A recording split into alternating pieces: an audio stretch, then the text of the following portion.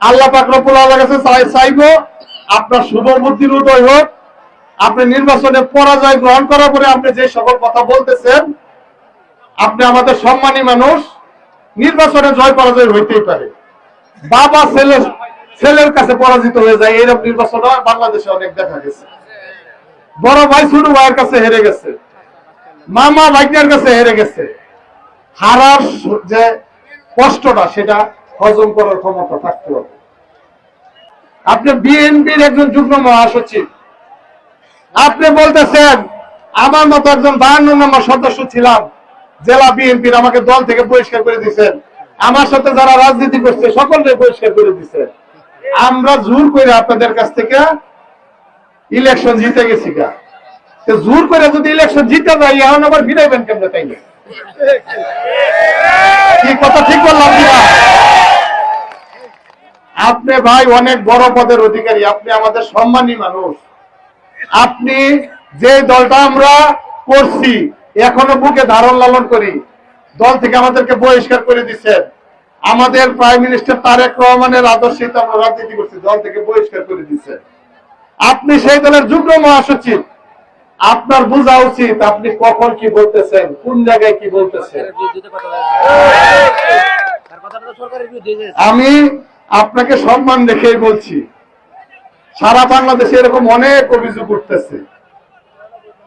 আপনি এত বড় দলের একজন, এত বড় পদের অধিকারী হইয়া আপনি ইলেকশনের দিন কোনো কথা বললেন না। আমরা প্রতিনিয়ত প্রশাসনকে জানাইতেছি এখানে আমার লোককে মারা হইতেছে, এখানে আমার লোককে ধরা হইতেছে, এই কেন্দ্রে ঝামেলা, এই কেন্দ্রে পুলিশ পাঠান, এই কেন্দ্রে বিজিবি পাঠান, এই কেন্দ্রে ম্যাজিস্ট্রেট পাঠান। আপনার মুখ থেকে একটা শব্দ শুনছি না আপনি কোন জায়গায় আপনি সমস্যা বোধ করতেছেন। এখন আপনি বলতেছেন দুবারার ইউনো ভালো না, হালুয়াঘাটের ইউনো ভালো না, দুবারার ওসি ভালো না, হালুয়াঘাটের ওসি ভালো না। আপনারা সকলে মিলে রেজাল্ট উল্টাই দিচ্ছে। আমি আর ভাই বেশি কিছু বলতে চাই না। আপনারা যে ভোট দিচ্ছেন, আপনাদের ভোটের সম্মান রাখা, ইজ্জত রাখার ইমানি দায়িত্ব হইল আমার।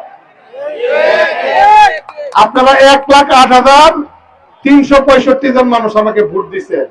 অনেক ভোট নষ্ট হয়েছে, ভোট গণলে আমি আরো খুশি, ভোট আমার বাড়বে ইনশাল্লাহ।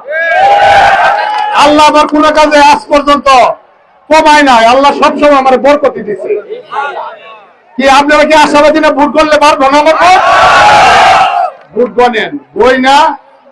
এই যে মানুষকে অবিশ্বাস, এই যে প্রশাসনের নামে আপনি অভিযোগ দিতেছেন, আপনার ভোট যদি কমে তখন আপনি কি জবাব দিবেন?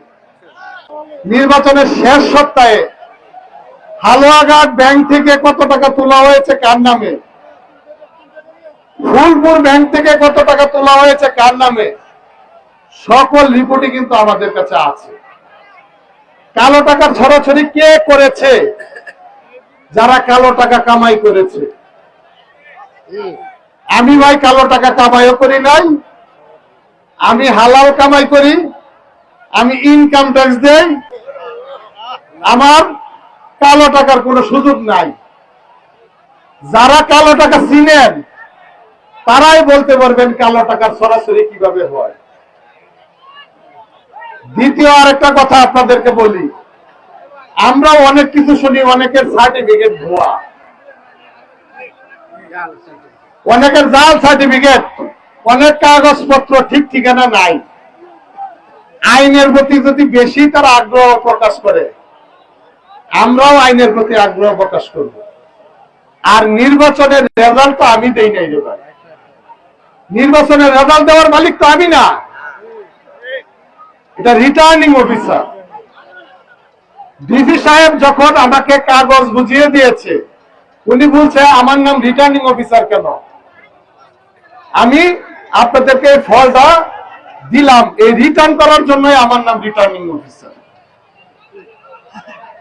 আমরা চেষ্টা করেছি মানুষকে সাথে নিয়ে একটা সুষ্ঠু নির্বাচন করার জন্য, নির্বাচন যেন সুষ্ঠু পরিবেশ, সুষ্ঠু ধারায় থাকে, সেই জন্য আমরা চেষ্টা করেছি।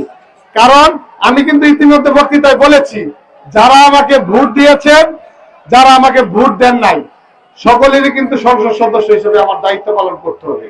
أنفسنا وإن لم تغفر لنا وترحمنا لنكونن من الخاسرين আমাদের নেতা কর্মী সকলকে তুমি আসমানি বালা জমিনি বালা হর কিসম বালা মুসিবত থেকে তুমি হেফাজত করো মাবুদ লা ইলাহা ইল্লাল্লাহ মুহাম্মাদুর রাসূল